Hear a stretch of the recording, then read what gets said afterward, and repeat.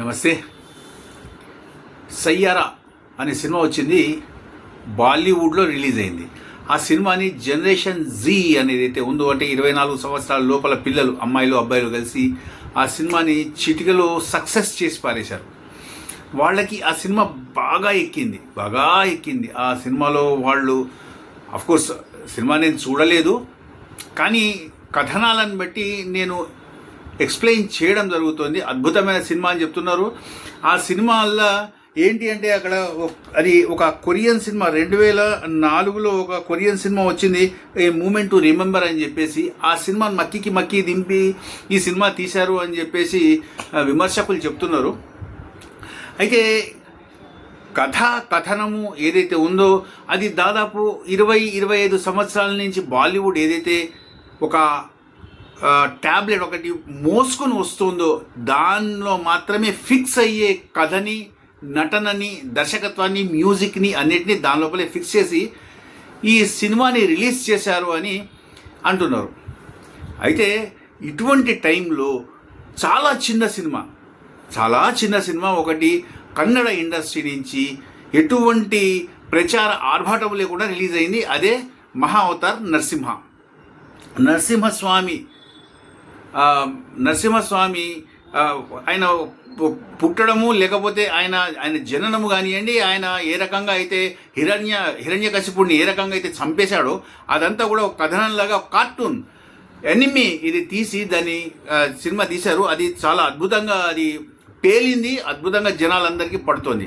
అది కేవలం 400 థియేటర్స్లో దాన్ని, అంటే థియేటర్స్ కూడా కాదు, స్క్రీన్స్ మాత్రమే, 400 స్క్రీన్స్లో మాత్రమే దాన్ని రిలీజ్ చేద్దామని ముందర అనుకున్నారు. అది కాస్త ఇప్పుడు అద్భుతమైన విజయాన్ని సాధించి కొన్ని వేల స్క్రీన్స్కి వెళ్ళిపోయింది.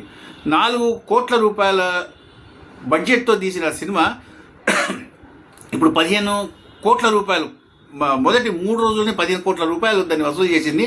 అంటే దానికి 4 ఇంతలు ఏదైతే పెట్టుబడి పెట్టారో ఆ పెట్టుబడికి 4 ఇంతలు కలెక్ట్ చేసేసింది అనమాట. అంత అద్భుతంగా తీశారు.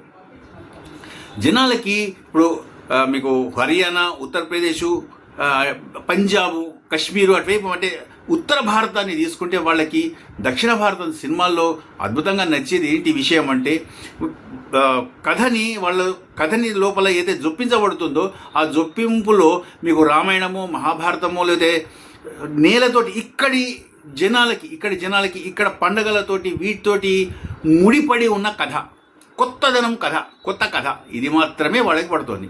దాన్ని వాళ్ళు పూర్తిగా ఎంజాయ్ చేస్తున్నారు, అద్భుతంగా ఎంజాయ్ చేస్తున్నారు. బాలీవుడ్ ఇంతవరకు ఏదైతే మోసుకుంటూ వచ్చిందో కథల్ని, మ్యూజిక్ని, అదంతా కూడా రొట్టగొట్టింది. అదర్వైజ్ ఆ సినిమాలన్నీ కూడా రీమేక్స్ మాత్రమే. ఇక్కడి నుంచి వెళ్ళిన మలయాళము, కన్నడ లేదా తెలుగు కథలు ఏవైతే ఉన్నాయో వాటిని అక్కడికి తీసుకెళ్ళి మార్చి అక్కడ సినిమాలుగా తీశారు. అందుకోసం మాత్రమే అక్కడ హిట్ అయినాయి. కొంతమందికి పట్టక కొన్ని సినిమాలు కూడా ఫ్లాప్ అయినాయి. ఇదంతా కూడా ఈ 2020 ఈ మహమ్మారి ఏదైతే వచ్చిందో, కరోనా మహమ్మారి, దాని తర్వాత ఈ యాప్స్ ఏవైతే వచ్చినాయో ఓటీటీలు, వాటి ద్వారా జనాలకి అసలు నిజం తెలిసింది. వాళ్ళకి మట్టితోటి జోడించబడి ఉన్న కథలు బాగా ఎంజాయ్ చేస్తున్నారు. నా భారతదేశపు కథని వాళ్ళు అద్భుతంగా ఎంజాయ్ చేస్తున్నారు. నా కథని వాళ్ళు బాగా ఎంజాయ్ చేస్తున్నారు. వాళ్ళకి ఆ కథలో తనని తాను ఐడెంటిఫై చేసుకోగలిగే ఒక అద్భుతమైన ప్రక్రియ, ఒక వస్తువు వాళ్ళకి కనిపిస్తుంది. దాన్ని వాళ్ళు అదిమి పట్టుకున్నారు, ఉరిపు పుచ్చుకుని అద్భుతంగా దాన్ని తమ సొంతం చేసుకుని వాళ్ళు ఎంజాయ్ చేస్తున్నారు. గట్టిగా చూస్తే దక్షిణ భారతం నుంచి ఏదైతే సినిమా వచ్చిందంటే అది వాళ్ళకి ఒక DVD లాగా, దారి చూపించే DVD లాగా మాత్రమే వాళ్ళకి కనిపిస్తుంది. అంతకు ముందర అట్లాంటి వ్యవహారం ఉండేది కాదు, లేదు అసలు. 2016లో ఎప్పుడైతే మనకి సినిమా రాజమౌళి సినిమా వచ్చిందో అప్పటి నుంచి మాత్రమే వీళ్ళకి ఇదంతా కూడా తెలిసిందనమాట, ఈ రకం సినిమా కూడా ఉంటుంది అని చెప్పేసి. అదర్వైజ్ వాళ్ళకి ఏముంది, మద్రాసి అంటే సౌత్ ఇండియా మొత్తాన్ని మద్రాసి అనేవాళ్ళు. ఇప్పుడు మనకు ఆ మాట వినిపించట్లేదు, మీరు గమనించారో లేదు. సౌత్ ఇండియా మీకు తెలంగాణ, ఆంధ్రప్రదేశ్, కర్ణాటక, తమిళనాడు, కేరళ, ఏ రాష్ట్రంలోని ఎవరిని తీసుకున్నా మద్రాసి హో తుమ్, అచ్చా తుమ్ మద్రాసి హో అనేవాళ్ళు. మద్రాసి అన్న పదం మాత్రమే వాళ్ళకి తెలుసు. వాళ్ళకి ఇది ఇంతవరకు ఈ రాష్ట్రము, ఈ రాష్ట్రము, ఇది ఇక్కడ ఈ భాష మాట్లాడదు, ఫలానా భాష ఇక్కడి నుంచి ఇక్కడ దాకా మాట్లాడతారన్న విషయం వాళ్ళకి తెలిసేది కాదనమాట. అంత లోపలికి, అంత చీకటిలో ఉండేవాళ్ళు రాజమౌళి సినిమాలు ఎప్పుడైతే వచ్చినాయో అప్పటి నుంచి మాత్రమే వాళ్ళకి ఈ విషయము విదితమవుతూ వచ్చింది. వాళ్ళకి సినిమా అల్లా అంటే, సౌత్ సినిమా అంటే తెలుగు సినిమా లేదా కన్నడ సినిమా, కేవలం కన్నడ సినిమా, సౌత్ సినిమా అంటే తెలుగు సినిమా, ఈ 2 సినిమాలు మాత్రమే వాళ్ళకి సౌత్ సినిమా అని. కేరళ సినిమా కొంతలో కొంత వస్తుంది, కానీ అవి తెరపైన వచ్చి ఫైనాన్షియల్గా అవి విజయం సాధించట్లేదు. తమిళ్ అయితే మాత్రము వాళ్ళు హిందీని వద్దు అంటున్నారు కాబట్టి తమిళ్ సినిమాని వాళ్ళు ఎట్లాగూ ప్రోత్సహించట్లేదు. సినిమా అల్లా అంటే వాళ్ళకి తెలుగు సినిమా, కన్నడ సినిమా. ఇది ప్రస్తుతం భారతదేశంలో ఉన్న ట్రెండ్.